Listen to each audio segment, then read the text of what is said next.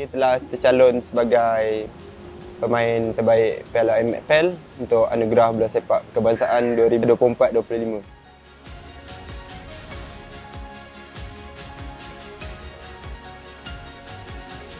Perasaan tercalon tu ada rasa bangga kerana apa yang saya buktikan membuatkan hasil untuk mendapatkan anugerah tersebut.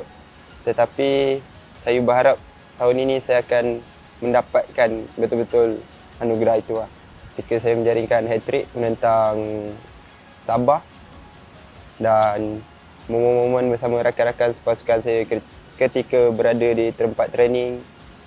Kita kadang-kadang kita serius, kadang-kadang kita boleh melawak kan.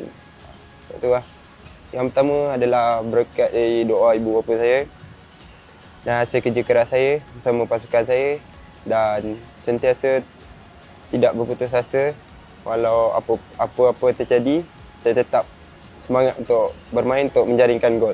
Kalau mendapat anugerah tu, saya rasa kalau diberikan peluang untuk beraksi di pasukan utama, memang itu adalah impian macam cakap, dan pasukan kebangsaan juga. Boleh supaya saya dapat membantu pasukan kebangsaan. Bagi saya,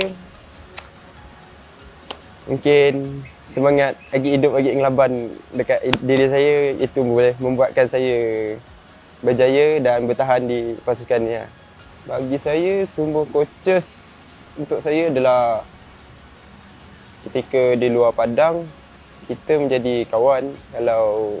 Jikalau kita time kita bermain, kita sebagai pekerjaan kita boleh gurau. Kalau luar padang, kita boleh gurau. Semua coaches saya gurau sebab benda tu adalah satu membuatkan kita punya vibe satu pasukan menjadi seronok ketika kita bekerja dan di luar padang.